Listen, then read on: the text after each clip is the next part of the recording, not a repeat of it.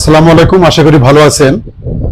আজকে একটা অন্যরকম একেবারে ভিন্ন ধর্মী একটা ক্লাস নিয়ে হাজির হয়েছি। আমরা সারা জীবন প্যারাগ্রাফ লিখছি, কিভাবে লিখছি, কোন স্ট্রাকচার মেনটেন করে লিখছি, এই বিষয়গুলো আমাদের আসলে ক্লিয়ার না। স্পেসিফিক কোনো স্ট্রাকচার বা কোনো পদ্ধতি বা প্রসেসগুলো না জানার কারণে প্যারাগ্রাফের যে সংজ্ঞা এবং প্যারাগ্রাফের প্যাটার্ন গুলো, প্যারাগ্রাফ কত স্ট্রাকচার থাকে, তার লেন্থটা কি হবে, কতগুলো ওয়ার্ড বা শব্দ থাকতে হবে, এই বিষয়গুলো ক্লিয়ার করার জন্য আজকের আমার এই ছোট্ট একটা ক্লাস, যে ক্লাসটার নাম দিয়েছি how to write a paragraph. অত্যন্ত উপকারী, যারা বিশেষ করে একাডেমিক আছে তাদের তো প্রয়োজন আছেই, এবং যারা অ্যাডভান্স লেভেলে পড়তে চায় বা জানতে চায় প্যারাগ্রাফ কি এবং কিভাবে লিখবো এবং কি কি নিয়ম মেনে চলে একটা আইডিয়াল অথবা পারফেক্ট একটা প্যারাগ্রাফ আমরা পাবো, সেই বিষয়গুলো নিয়ে আজকে ছোট্ট ভিডিওটা বিস্তারিত আলোচনা করার চেষ্টা করছি। আমার সঙ্গে থাকুন এবং ক্লাসটি শুরু করি। আমরা how to write a paragraph, আসলে before going to start by class I would like to say something on the point what a paragraph is. আমরা আসলে এই একটি বিষয় জানি, প্যারাগ্রাফে কি আসলে বলা যেতে পারে paragraph is a piece of writing that consist of some sentences, it may be 5 or 6 sentences. আসলে প্যারাগ্রাফ এক ধরনের একটা লেখা, এই লেখাটা হচ্ছে কতগুলো সেন্টেন্সের সমষ্টি থাকে, এবং সেন্টেন্স গুলো মাঝে যে একটা পরে একটা যে গঠনটা আছে সেটা খুব বাইন্ডিংটা খুব মানে পোক্ত থাকবে এবং কতগুলো স্ট্রাকচার মেনে চলবে। আমরা তো লক্ষ্য করবো, এখন আমরা এই বিষয়গুলো নিয়ে একটু আলোচনা করব। যেমন আমরা প্যারাগ্রাফের দুইটা পার্টে আমি এই ক্লাসটা নেব। প্রথম পার্টটাতে থাকবে প্যারাগ্রাফ কাকে বলে, প্যারাগ্রাফে লেখার যে উপকরণগুলো আছে, কি কি বিষয়ের উপর লক্ষ্য রাখতে হবে, এবং স্ট্রাকচারটা, এবং আমি একটা ইমেজ এখানে ব্যবহার করেছি। ইমেজটা মনে রাখলে প্যারাগ্রাফ আমাদের জানা এবং বোঝা খুব সহজ হবে। এবং কোনো কারণে যদি প্যারাগ্রাফের সংজ্ঞাটা আমি হারিয়ে যাই বা আমি আমি আমি ভুলে যাই, সে কারণে এটার উপর যদি একটা ফোকাস দিতে পারি বা মেমোরাইজ করতে রিকল করতে পারি, তাহলে প্যারাগ্রাফ সম্পর্কে আমার কনসেপ্টটা আরো দ্রুত আমাদের মাথার মধ্যে জেনারেট হবে। তো আমি দেখতেছি আমি প্যারাগ্রাফের সংজ্ঞাটা দিয়েছি। এখন প্যারাগ্রাফ যে আমরা লিখবো, প্যারাগ্রাফ লেখার যে মূল যে এলিমেন্টস গুলো বা ক্যারেক্টারিস্টিক গুলো আছে, সেগুলো আমরা একটু খুব শর্টলি একটু ডিসকাস করার চেষ্টা করি।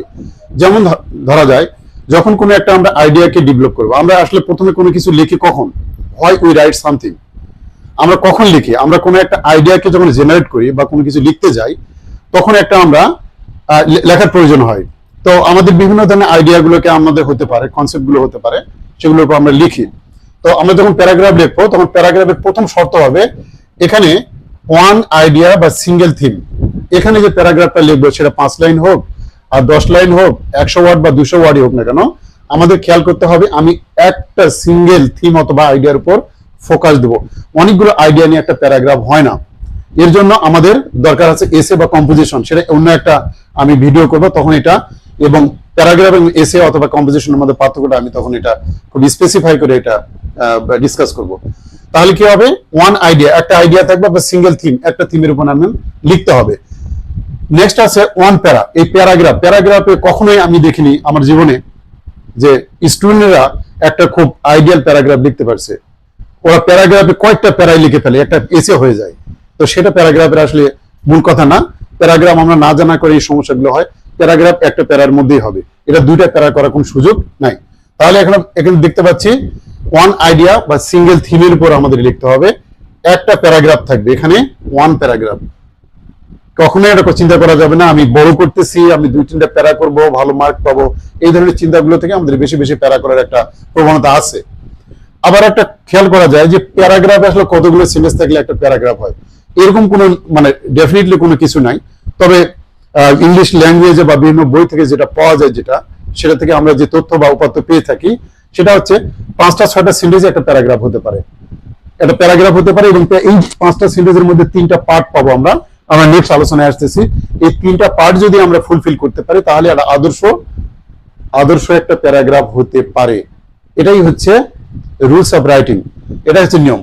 এবং সেখানে অনেক সময় সেন্টেন্সরা মানে ছাত্ররা প্রায় কোশ্চেন করে থাকে, স্যার কত ওয়ার্ডের মধ্যে লিখবো। আমাদের সাধারণত দেখা যায় এসএসসি বা এইচএসসি লেভেলের প্যারাগ্রাফ গুলো 100, 200, 120 অথবা 200 ওয়ার্ডের মধ্যেও এটা হতে পারে, 5 বা 6টা সেন্টেন্স হতে পারে। আমরা সাধারণত আমাদের যেটা কনসেপ্টটা আছে, একটা যদি আমরা A4 সাইজের একটা পাতার এক পেজ আমরা লিখে থাকি, তাহলে একটা প্যারাগ্রাফ হয়ে যায়। এবং এখানে সেগুলো সামনে ডিটেলস চলে আসবে। তো এটা হচ্ছে প্যারাগ্রাফ লেখার মূল ক্যারেক্টারিস্টিক বা যে আমাদের এলিমেন্টস গুলো আছে সেগুলো আমরা দেখলাম। তাহলে প্রথমে কি দেখলাম, ওয়ান আইডিয়া, একটা আইডিয়া থাকবে, ওয়ান প্যারা, একটা প্যারার মধ্যে থাকবে, 5টা 6টা সেন্টেন্সের মধ্যে থাকবে, সেটা 100 বা 200 ওয়ার্ডের মধ্যেও হতে পারে। আচ্ছা, আমরা যে প্যারাগ্রাফটা লিখবো, এই প্যারাগ্রাফটা লিখতে গেলে আমাদের 3টা স্ট্রাকচার ফলো করতে হবে।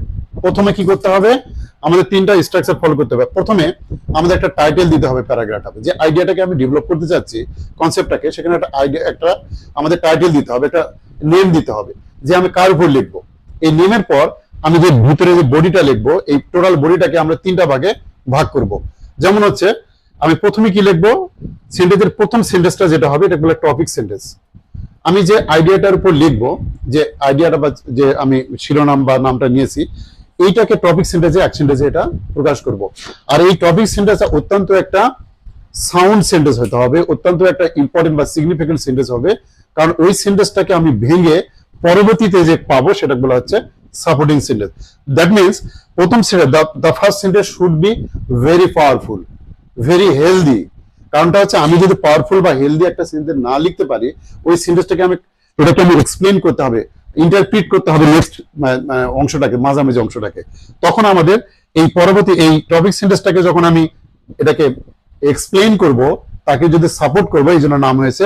পরবর্তী যে মাঝখানে যে সেন্টেন্স গুলো থাকবে, এটা টপিক সেন্টেন্সকে এটা প্রমাণ করার জন্য আমাদের কিছু এখানে লজিক্যালি কিছু সেন্টেন্স লিখতে হবে, এটা বলা হয় সাপোর্টিং সেন্টেন্স। এটা সাপোর্ট করবে টপিক সেন্টেন্সকে। সুতরাং এখানে আমাদের এক্সপ্লেনেশনটা বা ইন্টারপ্রিটেশনটা এখানে থাকবে এই টপিক সেন্টেন্সকে ব্যাখ্যা করার জন্য। ওকে, আমরা পরবর্তীতে আমরা যখন চলে যাব লিখতে লিখতে শেষের দিকে আমরা একটা কনক্লুশনে চলে যাই। মানে ইন কনক্লুশনে আমরা কি লিখবো, এটা এখন লিখতে হবে। এই টপিক সেন্টেন্সের একটা রিফ্রেজিং হবে। রিফ্রেজ মানে হচ্ছে আগে যে আমরা টপিক সেন্টেন্সটা লিখছি এটারই একটা সিনোনিমাস সেন্টেন্স হবে। এক কথায় যদি বলি, দুই ভাই সহোদর, এক ভাই যদি উপরে লিখে আর এক ভাই নিচে লিখবো, মিনিংটা ঠিকঠাক রেখে আমি ওইটার আলোকে একটা ছায়া, একটা সেন্টেন্স, একটা শ্যাডো সেন্টেন্স লিখবো কনক্লুশনে, যেটা এটারই একটা গুরুত্বপূর্ণ অর্থ বহন করবে। সুতরাং আমরা দেখতে পাচ্ছি, আমরা একটা প্যারাগ্রাফ যদি লিখতে যাই, তাহলে স্ট্রাকচারালি যদি আমি থিঙ্ক করি, তাহলে আমাদের 3টা পয়েন্টকে আমাকে ফুলফিল করতে হবে। টপিক সেন্টেন্স মানে প্রথম সেন্টেন্সটা, এবং টপিক সেন্টেন্সকে যে ব্যাখ্যা করার জন্য সাপোর্টিং সেন্টেন্স গুলো এই সাপোর্ট করবে টপিক সেন্টেন্সটাকে আমি যখন এক্সপ্লেইন করবো বা লজিক্যালি এটাকে আমি এটা ডিসকাস করবো, তখন এটা সাপোর্টিং সেন্টেন্স গুলো মাঝামাঝি বসবে, এবং অ্যাট লাস্ট আমরা কনক্লুডিং সেন্টেন্স বা কনক্লুডিং সেন্টেন্স দেখতে পাবো, এটা ফিনিশিং সেন্টেন্স। এবং এই সেন্টেন্সটা হবে এই টপিক সেন্টেন্সের একটা শ্যাডো সেন্টেন্স বা এটারই একটা রিফ্রেজিং অথবা রিফ্রেজিং সেন্টেন্স। এক কথায় এটার একটা ছায়া সেন্টেন্স হবে। এর অর্থটা যেরকম গুরুত্বপূর্ণ, এই অর্থটা দিয়েও গুরুত্বপূর্ণ শেষ করতে হবে, এবং একটা ভালো মেসেজ থাকবে। এটাই হচ্ছে মূল বিষয়।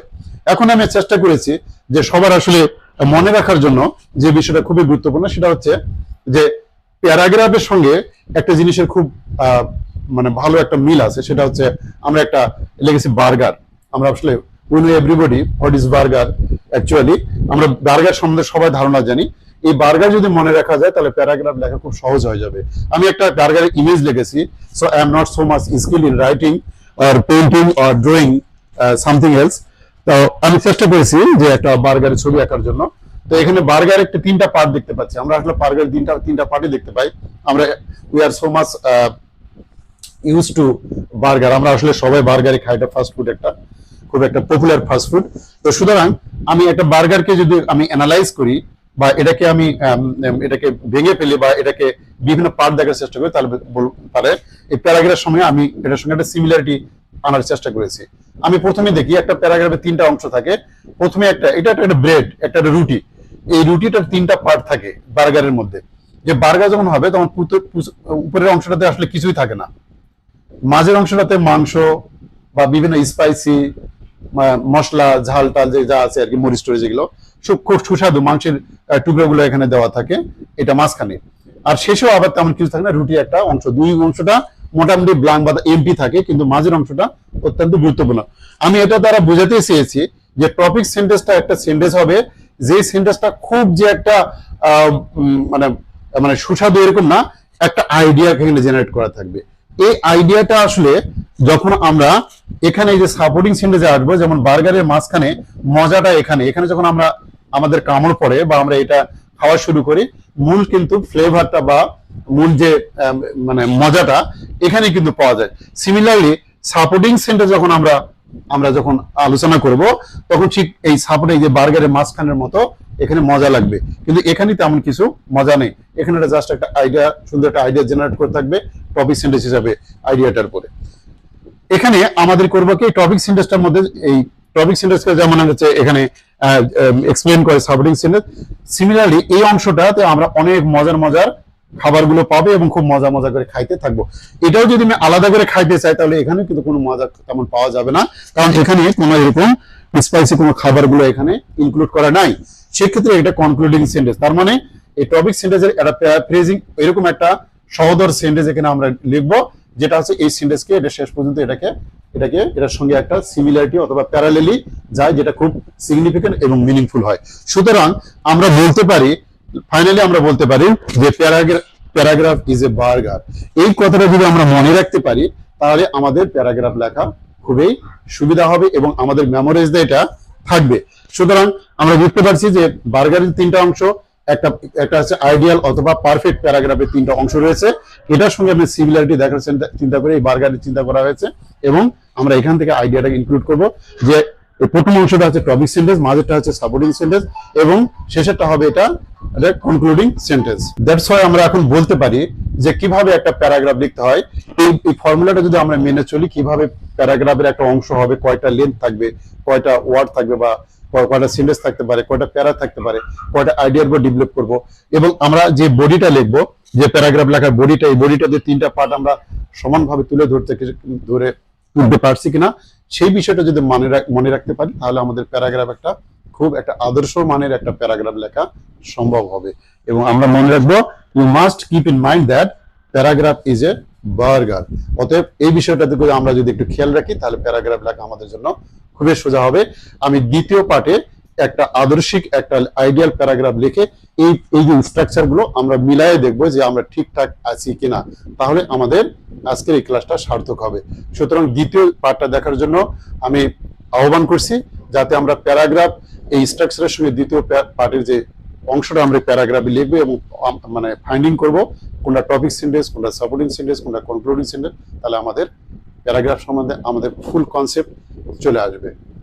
তো আশা করি এই ভিডিও থেকে আমাদের একটা বড় ধরনের একটা আমাদের চাওয়া পাওয়া মানে পূরণ হয়েছে, সেটা হচ্ছে প্যারাগ্রাফ লেখার যে রুলসটা বা প্রসেসটা সেটা আমরা জানতে পেরেছি। তো আমার সঙ্গে থাকবেন পরবর্তী ভিডিওগুলোতে। সে পর্যন্ত ভালো থাকবেন, সুস্থ থাকবেন। আবার কোনো ভিডিও নিয়ে দেখা হবে। আল্লাহ হাফেজ।